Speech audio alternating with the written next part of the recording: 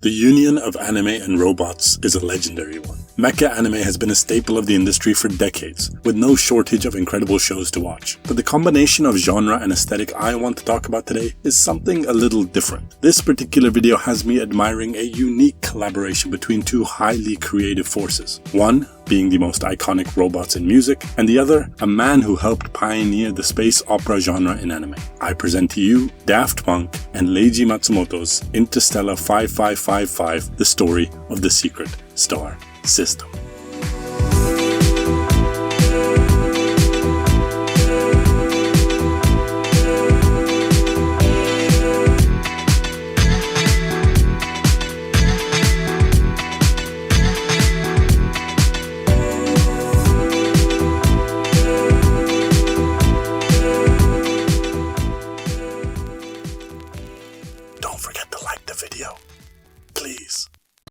The idea of making a feature film to visualize discovery came about during the album's early recording sessions. When discussing ideas for potential music videos, they decided on making one continuous narrative rather than 14 disconnected videos. Written by the robotic duo Thomas Bangalter and Guy Manuel Duhamel Cristo, along with their unofficial third member and creative director, Cédric Hervé. The overarching concept for their story involved the merging of science fiction with the culture of the entertainment industry. The robots initially wanted the project to be a live-action film, but soon discarded that idea and decided an animated format would better capture the essence of their vision. And regarding that vision, when it came to their second studio album, the cyborgs aimed to capture the experiences they had grown up with in the late 70s and early 80s. Not just from the music samples they mixed into their tracks, but to what they watched as kids on TV. And it was Leiji Matsumoto's anime, Captain Harlock, otherwise known in France as which captivated the two youngsters. So much so that they sought out Leiji himself to take the reins of this ambitious project. When we were a child, there was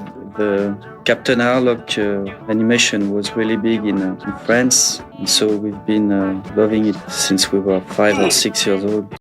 Through a connection at Toshiba EMI, they reached out to Matsumoto in July 2000, presenting their concept in Tokyo. And to their delight, Matsumoto jumped at the opportunity, agreeing to supervise the entire project. Leiji was reminded how he'd been inspired by many French filmmakers in his adolescence, and cherished the chance at international collaboration. Toei Animation came on board for production, with Kazuhisa Takenoichi directing and Shinji Shimizu producing. The project ran from October 2000 to April 2003, resulting in a 65-minute anime to visually accompany discovery. No dialogue, just pure sound and animation. ミュージシャンっていうのはマジシャンだっていう、これ私の口癖なんですね。自分の子供の時からのずっと憧れてた夢、つまり希望へ夢の方が向こうからこう近づいてきてくれたんです。なんていうんですか、頭の中でいろいろ光が点滅するんですね。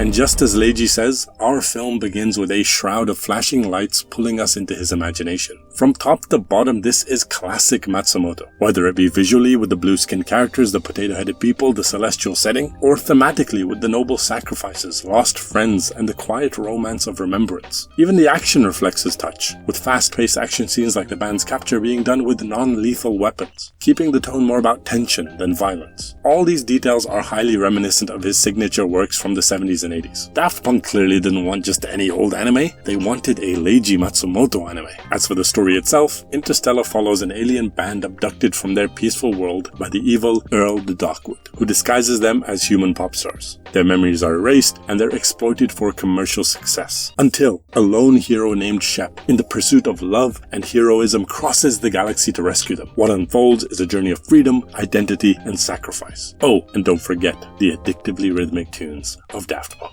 The opening scene sets the mood perfectly. Celestial disco colors, vivid beaming lights, and that vintage grainy hazy glow. We come upon an awesomely designed planet where aliens jam out to none other than the most popular track on Discovery, One More Time. This partnership of music and animation is a constant throughout Interstella, with a plethora of captivating intertwined sequences that had my jaw dropped admiring the marriage of these two art forms. For example, I love how the guitar solo for Aerodynamic shreds whilst the sole escapee of the band, Arpeggius the guitarist, avoids his captors. or how the robotic repetition of harder, better, faster, stronger plays like a factory anthem. Blaring lyrics of churning production as we watch the band being stripped of their creativity and identity, remolded into marketable pop stars. And I'm always taken aback at the layered beauty of Veridis Quo. An ethereal track filled with notes of somber and reflection as the band uncovers the dark truth of Blackwood, with the title being a fun Latin wordplay on Veritas Quo, which loosely means where's the truth. And what really blew my mind when researching for this video was that phonetically Veridis Quo sounds a lot like Very Disco, which then slightly rearranged makes, you guessed it, Discovery. And I've got to give an exclusive mention to Something About Us, as it's undeniably my favorite part of the anime and my favorite track on the album, and honestly, maybe even my favorite Daft Punk record of all time.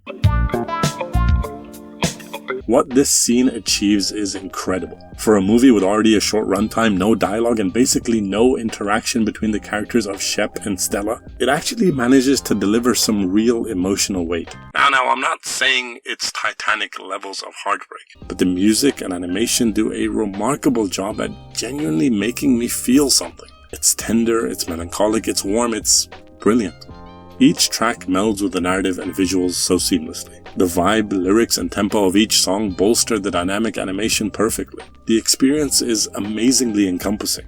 Of course, credit to Leiji's team in all of this, but I have to give special adoration to the trio of Thomas, Guy-Man, and Cedric for meticulously planning and writing this whole project. Such a well thought out endeavor. Way back when I first watched Interstella, I was already a mega fan of Discovery, and that made it unbelievably hard for me to focus on the anime itself. I had to keep rewinding bits because I was just non-stop grooving to the tracks that played over it. I've personally never seen a project of this nature before, this form of artistic expression and collaboration. I really should see if there's other examples of stuff like this out there. I'd love to check them out.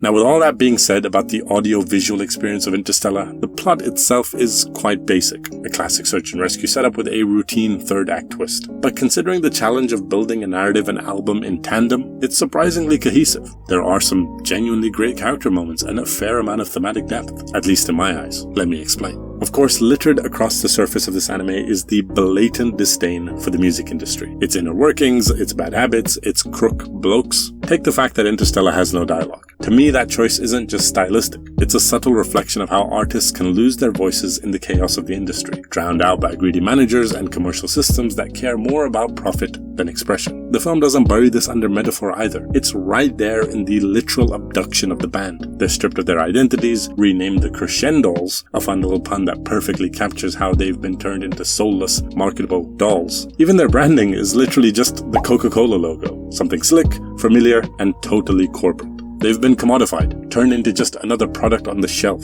A deliberate jab at how the music industry often treats creativity as something to bottle up, brand, and sell. On a deeper level, this message is a bit autobiographical. Daft Punk came up as underground acid house artists with a sound that at that time felt alien to the mainstream. Interstella feels like their way of expressing what it felt like to be launched into stardom, caught up in the swirl of commercial success and to navigate the culture that came with it. Discovery truly is a fitting title. It mirrors the arc of many artists, falling in love with music, getting chewed up by the industry, losing themselves, and eventually rediscovering their purpose. To laser back in on the absence of dialogue in this anime, it's an absolute masterclass of the old show, don't tell. Interstellar proves that music knows no language, animation knows no language, and for that reason this anime needs no language. Because art, in its purest form, is universal. And that's the foundation this entire project is built on. Here you have French musicians, Japanese animators working hand in hand. Two cultures, two mediums, one shared vision. Leiji Matsumoto barely spoke any English. Thomas and Guy-Man didn't speak Japanese, yet they created something seamless and beautiful, communicating through sketches, sounds, and shared passion. I love seeing stuff like this because for me, collaboration isn't just part of art, it's the very foundation it stands on. To have the opportunity to work with someone who fanned the flames of inspiration for you as a child must have been magical. And it truly shows in every frame and note. Interstella is a shining example of how art connects people across cultures, countries, and even in this fictitious case, worlds. Another great glue of humanity is nostalgia. The disco music they grew up listening to, the Japanese anime they watched as kids, all nostalgic influences Daft Punk used to create Discovery and Interstella. It's a core in all of this. And for me, the strongest manifestation of it is with Something About Us. Playing over our hero's noble sacrifice, it's a track that speaks of love that can't be realized. Something beautiful that can't be held onto. In the same way Shep's love for Stella drove him to heroism, the affection we have for our pasts drive who we are for the rest of our lives. The spirit of those cherished experiences stays with us no matter what, and helps us in our creative adventures. The lyrics not only speak of lost love, but of lost time. The love they have for their youth is tangible. A love that is reserved for more than anyone or anything, as Tomas so elegantly sings in classic vocoded fashion.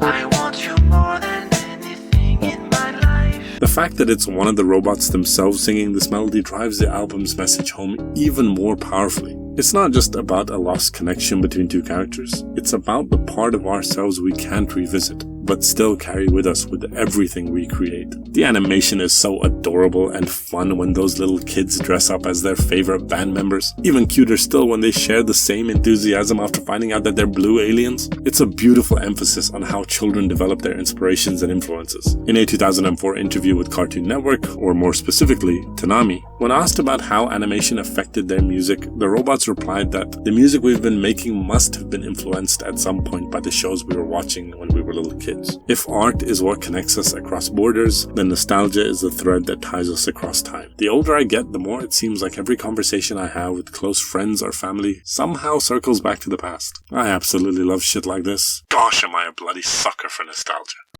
The concept of Discovery and Interstellar resonate with me on so many levels. I'm such a big fan of all of this. Even if the story isn't anything mind-bending, I love it all the same. It's actually quite clever of Daft Punk to chalk it all up to the fact that this was all a very imaginative kid's dream. Explains a lot of the obtuse story elements, but also comments on how the collaborative experience felt for both Daft Punk and Leiji. Another quote from that same Toonami interview, when asked if they watched Japanese anime as kids, they replied, "Yes.